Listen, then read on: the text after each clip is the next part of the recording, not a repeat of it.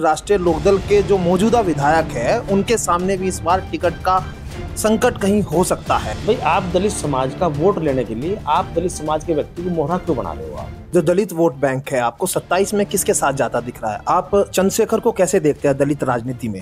चंद्रशेखर जी की जो एक्सेप्टेंस उनके एमपी बनने से पहले थी, अब मुझे कुछ कम समाज में कम नजर आते, क्योंकि मैं भी खुद उस समाज से आता हूँ। मायावती की राजनीति को कैसे देख रहे हैं इस वक्त? पंचायत चुनाव को लेकर रालोद ने ऐलान भी कर दिया कि हम अकेले चुनाव लड़ेंगे। आपको लगता है अकेले चुनाव लड़ने से फायदा हो रहा है? समाजवादी पार्टी के साथ जो सीटें मिली, क्या लगता है बीजेपी के साथ उतनी सीटें मिलेगी विधानसभा में? राज्यपाल बाल्यान जी आपके पार्टी के विधानमंडल दल के नेता, आपके कैसे संबंध है? ऐसी चर्चा कई बार होती है कि भाई गुटबाजी पार्टी के अंदर होती है कि भाव को बहुत कह रहे हैं कि गन्ने का भाव नहीं बढ़ पा रहा है और अब बढ़ेगा भी तो क्या उनको संतोषजनक भाव मिलेगा किसानों को? नमस्कार, स्वागत है आपका न्यूज 80 पर। मैं हूं आपके साथ राहुल राणा। 2027 विधानसभा चुनाव से पहले उत्तर प्रदेश में सियासत अपने चरम पर है। मेरे साथ है आज बातचीत करने के लिए राष्ट्रीय लोकदल से अनिल कुमार जी, कैबिनेट मंत्री है। और सबसे पहले आपसे जानना चाहूंगा क्या चल रहा है? 27 का चुनाव की तैयारी आप लोग कर रहे हैं? 27 की पूरी तैयारी है और एनडी के तौर पे हम लोग पूरी तरीके से तैयार हैं। और देखो 8.5 साल सरकार को हो गए और जिस प्रकार सरकार ने, एनडी की सरकार ने, महाराज जी की सरकार ने जिस प्रकार काम किया है सभी समाज के लिए, वो बड़ी बात है। सामाजिक रूप से, राजनीतिक रूप से सभी समाज के लोगों को साथ लेकर चलना। दूसरा, किसी भी सरकार के लिए सबसे बड़ी चुनौती होती है कानून व्यवस्था, लॉ एंड ऑर्डर। आज उत्तर प्रदेश में हम लोग ये कह सकते हैं कि कानून का राज स्थापित है। जो कानून का राज प्रदेश में होना चाहिए आज वो स्थापित है। कोई भी आम व्यक्ति कहीं भी चौराहे पर, कहीं भी गली में कहते हुए मिल जाता है कि हम महाराज जी की सरकार में सुरक्षित महसूस करते हैं, हमारी बहन बेटियां सुरक्षित है। तो ये एक सरकार की बहुत बड़ी उपलब्धि होती है और इन्हीं सब चीज़ को लेकर हम लोग 27 में जाएंगे। आपका एक बयान चल रहा है स्लीपर सेल, आपने कहा समाजवादी पार्टी के। किन लोगों के लिए कहा आपने स्लीपर सेल और क्यों? नहीं नहीं, वो कोई ऐसा नहीं। वो मतलब जो है ना, देखो कारण क्या है, वो मैंने वो किसी परिप्रेक्ष्य में इसलिए कहा है। जैसे जब कुछ समय पहले जब कांग्रेस सरकार थी तो संसद में एक बिल आया था, रिजर्वेशन इन प्रमोशन का बिल। तो वो समाजवादी पार्टी के सांसद थे यशवीर जी, बिजनौर से सांसद थे, एससी समाज से वो आते थे। तो समाजवादी पार्टी ने वो बिल एससी समाज के व्यक्ति से फड़वा दिया। आज दलित समाज किसी भी रूप में उसको स्वीकार करने को तैयार नहीं कि इस व्यक्ति ने बिल फाड़ा था।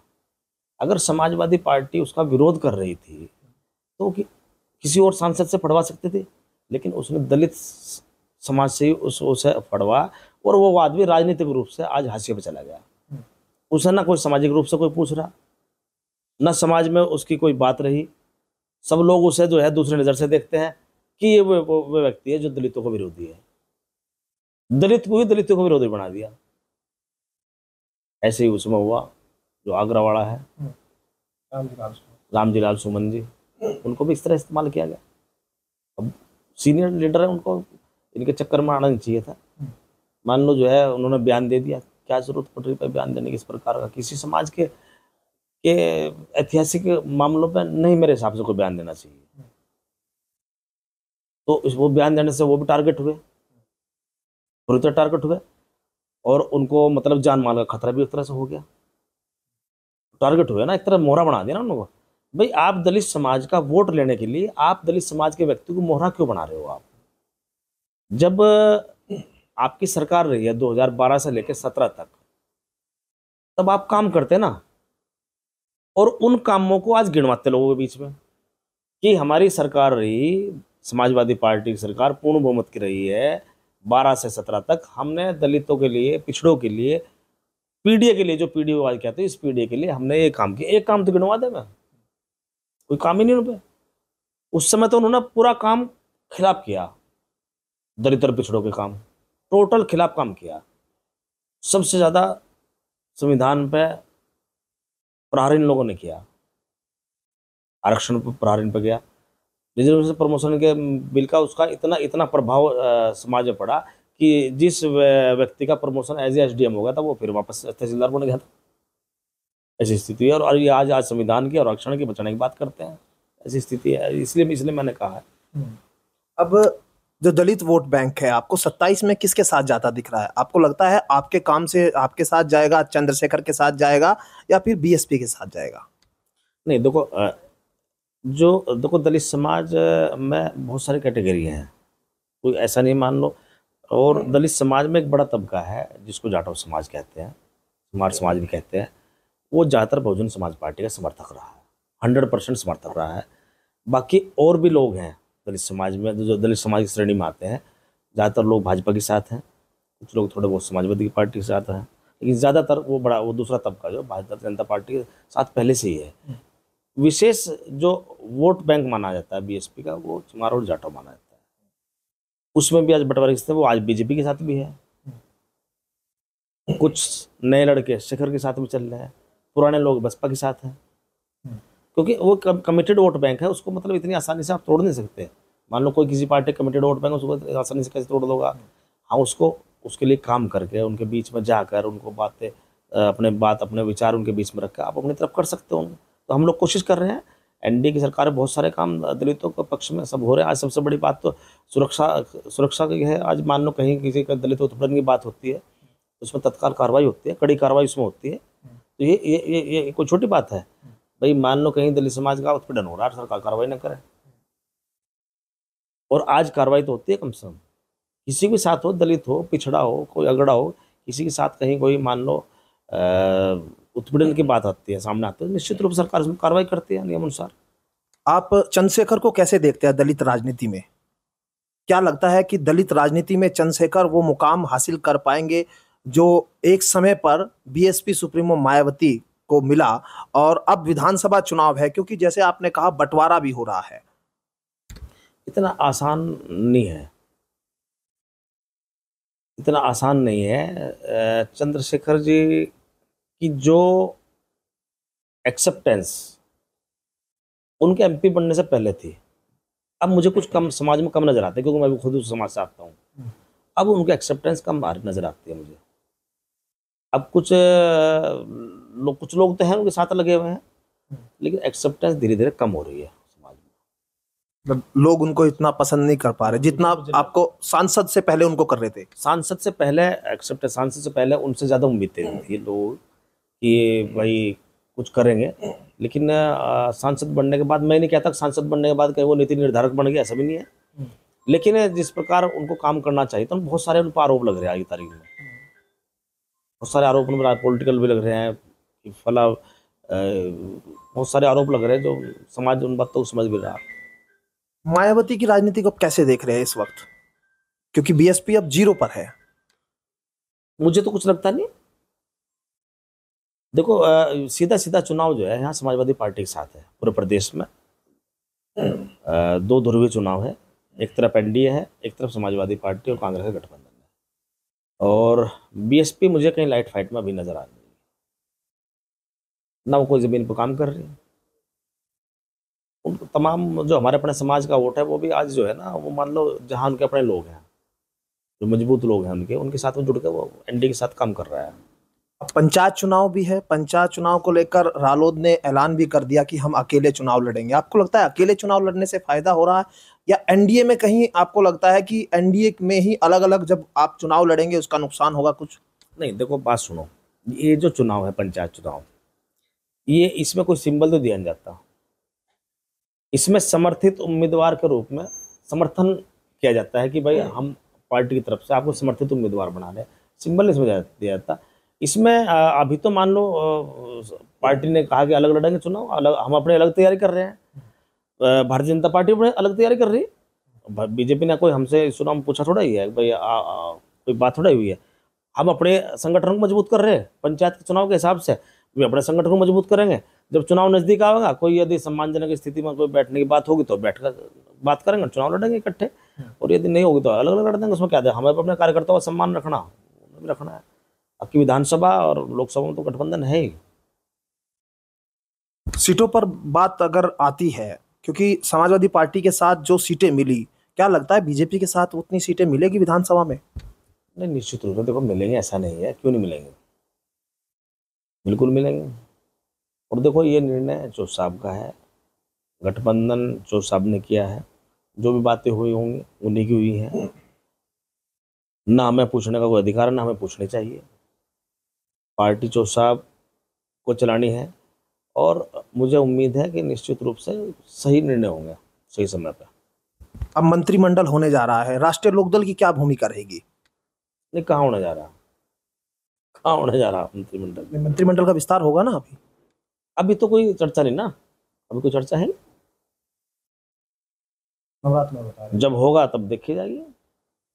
चर्चा तो है, ये चर्चा खाली सोशल मीडिया पे हम लोग देखते हैं कि भाई नवरात्रों में, तो काफी समय से सुनते आ रहे हम लोग। अब होगा समय, मान लो कहीं, मान लो अगर हमारी भी कोई बात हुई है, कोई दूसरा मंत्री बनने की, जो चौथ साहब बनाएंगे, चौथ साहब को निर्णय करना है इसमें। राज्यपाल बाल्यान जी आपके पार्टी के विधानमंडल दल के नेता, आपके कैसे संबंध है? हमारे बड़े हैं, मैं हमेशा उनके पैर छूता हूँ, आज से नहीं पहले से ही।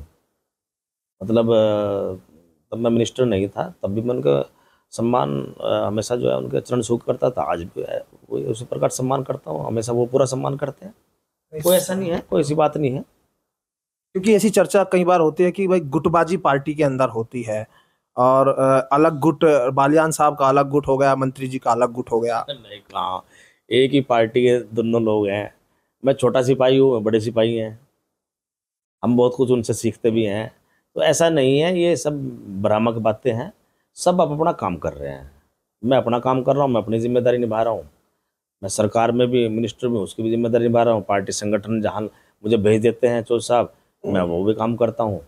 लगातार पार्टी की बैठकों में रहता हूँ और वो भी अपना काम कर, सब लोग मजबूती से, आप अपने तरीके से चौथ साहब के हाथों को मजबूत करने में हम लोग लगे हुए हैं। एक सवाल ये भी बार बार उठ रहा है कि राष्ट्रीय लोकदल के जो मौजूदा विधायक है उनके सामने भी इस बार टिकट का संकट कहीं हो सकता है। आप अपनी सीट को लेकर कितना आश्वस्त है? राहुल भाई देखो, एक बात सुनो, ये अधिकार क्षेत्र राष्ट्रीय अध्यक्ष का है, पार्टी कार्यकर्ता है। टिकट देना ना देना हाईकमान का नेतृत्व का काम होता है। हम लोग काम कर रहे और सब लोग विश्वास पर, उम्मीद पे तो काम करते हैं, तो कर रहे सब लोग काम। आप यूं क्यों मानने के सबके टिकट कट रहे हैं? ऐसा ऐसा ऐसा सवाल कहाँ से आया? अच्छा काम कर रहे तो निश्चित रूप से सभी को टिकट मिलेगा, सभी को मौका मिलेगा। पार्टी की मजबूती के लिए हम लोग भी काम कर रहे हैं, सभी लोग, ऐसा नहीं है। तो ये सवाल पहले तो मुझसे गलत है ना, ये मेरे मेरे अधिकार क्षेत्र का ही सवाल नहीं है। मैं आपकी सीट को लेकर पूछा। आप अब मेरी सीट के बारे में भाई, टिकट तो चौथ साहब को देना ना, चौथ साहब टिकट देंगे लड़ देंगे, नहीं देंगे तो जिसे जिसे जिसे देंगे उसे लड़ा देंगे। गन्ने की कैसी चल रही है? गन्ने के भाव को बहुत कह रहे हैं कि गन्ने का भाव नहीं बढ़ पा रहा है और अब बढ़ेगा भी तो क्या उनको संतोषजनक भाव मिलेगा किसानों को? आपकी तो बात होती है। मुझे उम्मीद है इस बार किसानों की जो मंशा है, उनका दिल और दिमाग में बात है, वो पूरी होगी। मुझे मुख्यमंत्री से पूरा विश्वास है। कितना? पूरा विश्वास है। जो किसान के दिमाग में है वो हमारे दिमाग में है, और जो हमारे दिमाग में है वो हमने माननीय मुख्यमंत्री जी को अवगत करा दिया, तो निश्चित रूप से वो निर्णय सही होगा। 20 रुपये, 50 रुपये या ज़्यादा, 450 रुपये जाएगा। 450 रुपये। 2014 में मोदी जी ने एक बयान दिया था कि अगर हमारी सरकार आती है तो 450 रुपये गन्ना किसानों का भाव होगा। अब सरकार को इतना समय हो गया तो वो उम्मीद करे किसान की 450 रुपये तक पहुंचेगा किसानों का गन्ना। नहीं, अच्छा निर्णय होगा, मुझे लगता है निर्णय अच्छा होगा, किसान के हित में होगा। और जो विपक्ष जो राजनीति करता है गन्ने को लेकर, उनके मुंह बंद होंगे, उनका राजनीतिक जो मुद्दा है वो छिन जाएगा।